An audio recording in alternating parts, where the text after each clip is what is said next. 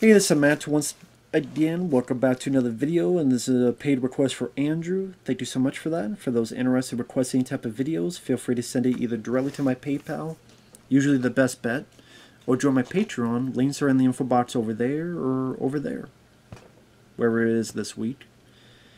And this time, Andrew wants me to talk about The Girl Next Door, a 2004 film, which I had heard of, but actually had never seen until now. Not to be confused with the horror film, The Girl Next Door, because those are two very different things. Now, definitely some recognizable people in the cast. Elijah Cuthbert, beautiful looking lady. She was in the House of Wax remake, which I enjoyed that one. She was Jack Bauer Tiefer's daughter in 24, the TV show. She was in this awful film I reviewed called Captivity. I don't know what she's doing nowadays, but definitely gorgeous back then. You also have Emil Hirsch, which for about 15 minutes they try to make him into a star, and sadly didn't track. Don't mind him as an actor. I liked him in Speed Racer. He does fine here. There's another film he did. Was it The Darkest Hour? It was like an alien invasion story, and that movie didn't really do anything. Haven't seen it in a long while though. And then Emil Hirsch, you have his two buddies, high school buddies. One is Chris Marquette, who I recognize. He's one of the people from Freddy vs. Jason. He was the guy who had the crush on Kelly Rowland. And then you have Paul Dano. Yes, the same guy that would go on to be the Riddler in The Batman. He was the voice of the creature that Adam Sandler talks to in Spaceman. Here playing a very nerdy high school student who you tell is very horny. So it was interesting to see Paul Dano's early work before he would do bigger projects. Now the setup of the film is, I think a lot of people would say, it's trying to be a bit like Risky Business. You have the guy who's like the younger guy, high school guy, and then meets up with this more experienced woman, and sparks fly. But I guess to say this is definitely more of a comedic, goofier version of Risky Business, while that one tried to be a bit more serious. Now the film, it definitely has a good soundtrack, a lot of recognizable songs. Under Pressure, that's in there. Do you wanna take a picture? 'Cause I won't remember.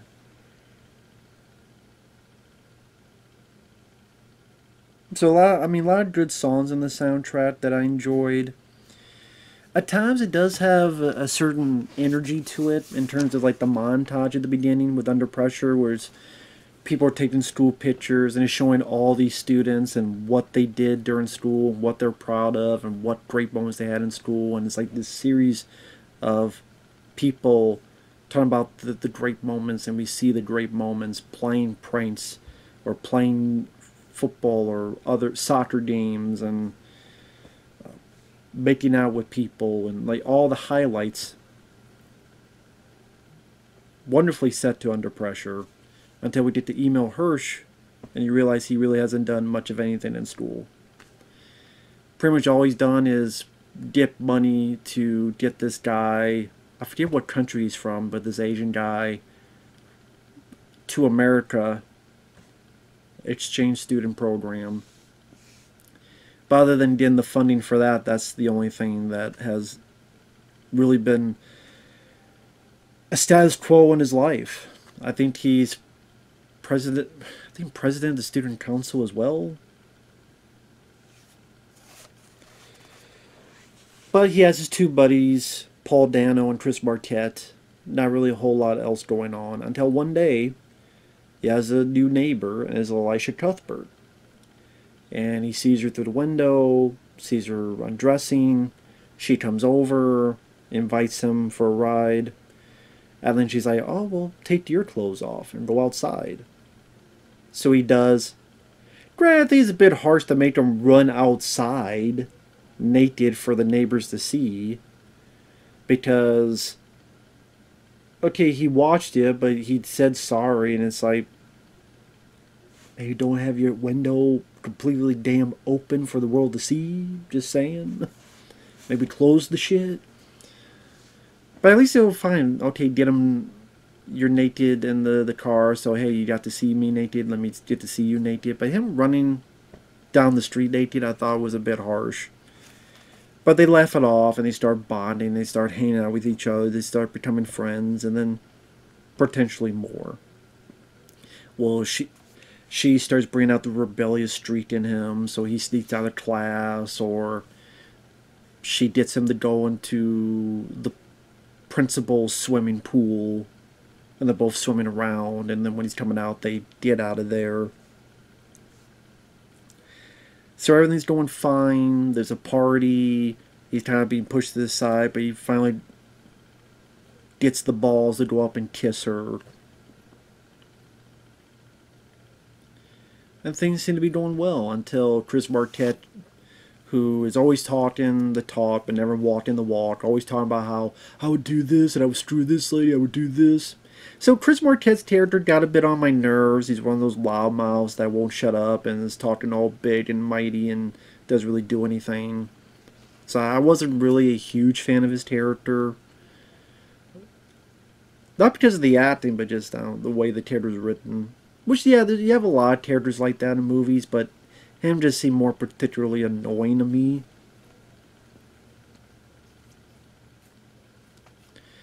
He tells Emile Hirsch that she used to be an adult film star, which to me I'd be like, cool. To me that'd be a plus. Like, okay, cool. She used to be this, but for some reason wants me. I would find that a compliment. I find that a complete, utter compliment. And that's why the film, one of the reasons why I wasn't really big on this film. I know I've been talking about the plot to set it up, but my thoughts on the film, I wasn't really a fan of it. It's not absolutely awful, terrible, no. It's not a rant. But I wasn't really a fan of it, because I didn't really think it was that funny. The problems going on, it's like, well, it's not relatable. So, okay, it's escapism, but as escapism, I didn't really find it that entertaining or funny.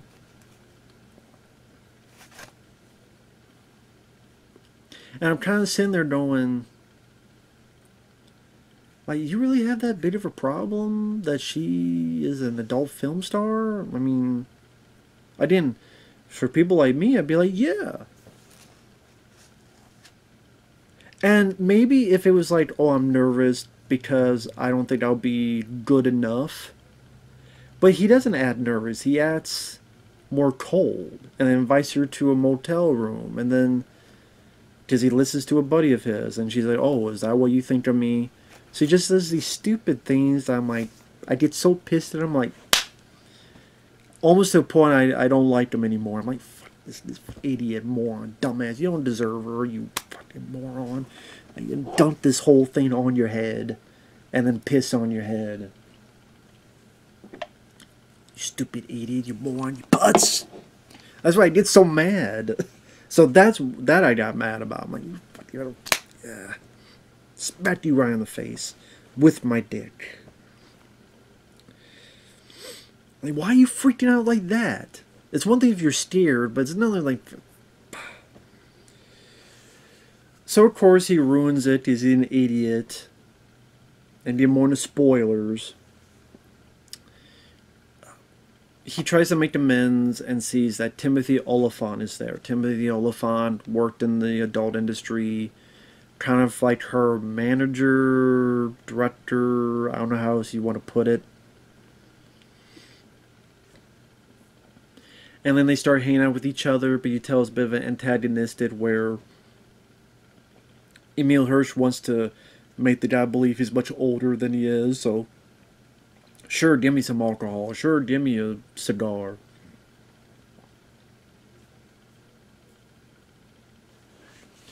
And then Timothy Oliphant's pretty much threatening him, like, say, hey, this is above your pay grade. Hey, you can't handle this. Even later on, pretty much beating him up in this car and scaring him. Later on, trying to get him to do this dare to steal this trophy from James Remar, from The Warriors, from a lot of movies, who is this more higher profile adult producer who Timothy Oliphant doesn't like. So go try to steal this trophy because I deserve that trophy. But he's doing that just to screw over Emil Hirsch. Because eventually Elijah Cuthbert is fine with Emil Hirsch and gets back with him because they go to this adult, him and his buddies go to this adult film convention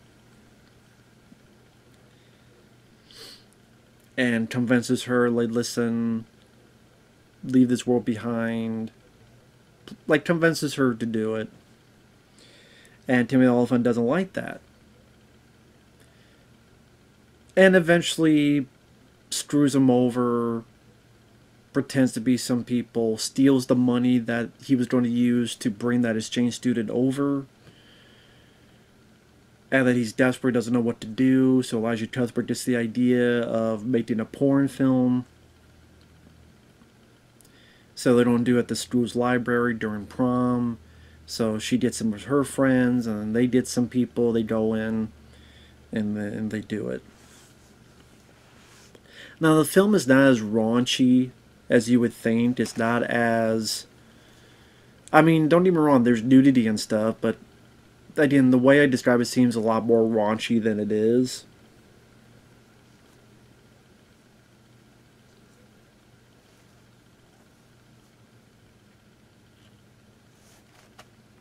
The humor is pretty much like when they're at the adult film convention, Chris Marquette and Paul Dano, one of them says they're a director, and they see this actress, and the guy's like, oh, you guys directors, I have feel her tits, come on, feel. And then Paul Dano does, and you get the idea he's going to do a 1, 2, 3 in his pants.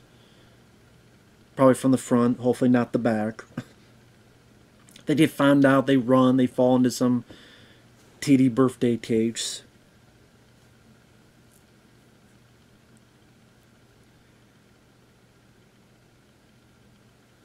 Timothy Oliphant saying lines like, always know if the juice is worth the squeeze.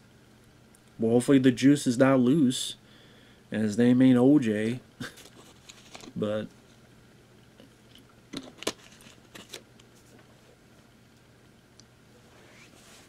and then spoilers, ultimately they do the porn, and you find out it's a sex education video, which the principal, whoever finally sees it, is, oh, this is trash. But then he's like, you know what? Maybe you're onto something here. Maybe this is what people need to see. And again, it's just, I get it. It's a movie. Why am I looking realistically in a movie like this? You're not. Hell, I like Harold and Kumar go to White Castle and they're riding a damn cheetah. But that's the thing, is that I'm looking at that because I didn't find the film that entertaining. At least to me. I would ask if people love the film, that's cool. What parts did you find funny? Like, I'm sincerely curious. What parts you found funny? I mean, Timothy Oliphant with his performance, sometimes his mannerisms got a little bit of smirk out of me. Paul Dano's pretty much playing the awkward nerd who, lo and behold, because a guy can't work out, he goes in to be an actor, and then the girl tells him he's cute and he smiles, and then later on when people see the video he has a mask on, and apparently he has a big Donner, Teen Con Donner, whatever it is. Granted, I don't know how that's going to help him later on. I guess maybe his self-esteem, to be fair.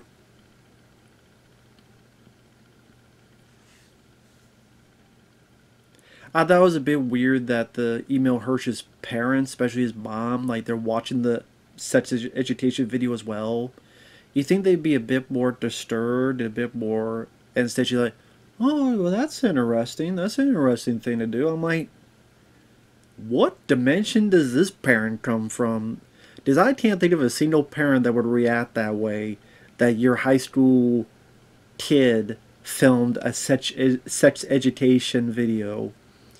So that's what I mean. Like the way Emil Hirsch behaves and being freaking out with Elijah Cuthbert, and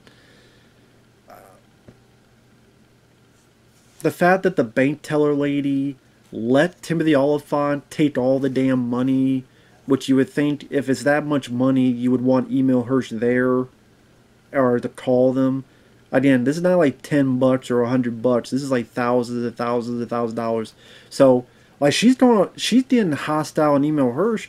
No, she's the one who deserves to be fired. She's the one who should get the right in her face. That bank teller should be fired. She's the one who should be, smacked right across the face with a dildo. Idiot. You don't give away 20 some, I forget, 20, $25,000 to one guy. Well, you said he was, yeah, it doesn't matter if I said it was my godfather, grandfather, father from another mother, mother from another father. I don't care what I said. I should be there. This is my account. Get damn sure about it. Otherwise, you have crap policies.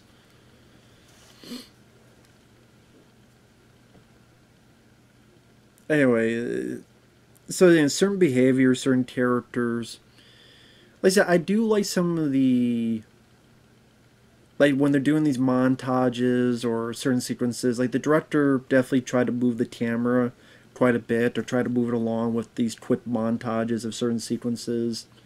So he did try to bring a little bit of energy to proceedings and picking out some good songs for the soundtrack. Definitely helped matters. Elijah Cuthbert, beautiful.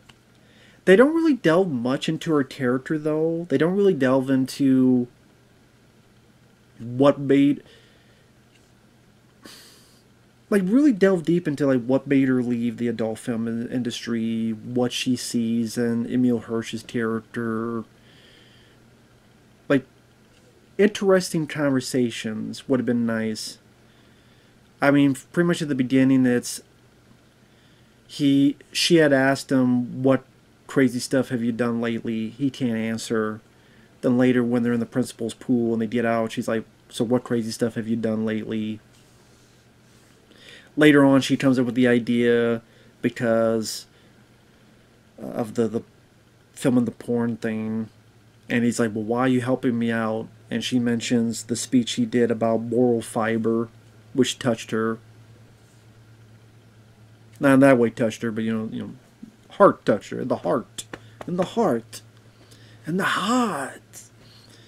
But it's one of those things, like, it would have been nice to have a bit more depth to the character. I'm not saying it needs to stop and be masterpiece theater, but at least a little bit more, like, where she's coming from, where she came from. Like some, little bit of deeper conversations that could be humorous, and maybe in this era, Kevin Smith type of dialogue in this era would have helped. I say that because I think Kevin Smith had a similar idea to this film. I forget what it was called, though. But of course, that never came about, and then this film was made. I don't think this film did that well at the box office. It's not really a film people mention or talk about, which I don't blame them. Like I said, if you like the film, that's fine. Teach their own. I just thought it was a very... Like, I'm watching it, I'm not really that mad, but at the same time, I'm not going to remember much about it afterward. Like I said, I didn't really get much laughs out of it. I don't really know what laughs I was supposed to get out of it. I will say Emil Hirsch and Elijah Cuthbert, I thought they had decent chemistry with each other. I thought they worked pretty well together. I think that was a positive. Elijah Cuthbert seems very sweet and beautiful. Emil Hirsch, I thought he did perfectly fine in the lead role. I thought he was natural. He didn't feel out of place. He was not poor at all. In fact, I thought he did a rather good job for what he was given, that is. Cool to see James Remar. Granted, it's a smaller role, but nice to see him in there. Timothy Olyphant, he's one of those actors I could take or leave. It depends. I love Die Hard 4, Live Free or Die Hard. Not big on Timothy Olyphant as the villain. Don't mind him in the Crazies remake, where he's the lead. I thought he was actually pretty decent in that. So here he's trying to, his purpose to be a bit scummy, and I think that did fit Timothy well. So I was fine with him in this movie. I think he played scummy fairly well, and that I would give that as a positive. To be honest, I didn't really care about Emil Hirsch's buddies. I think Chris Marquette was a loudmouth that would got annoying, and then Paul Dano, he kind of was just kind of stand around in the background, sometimes be a bit of a horn dog, and that's pretty much it.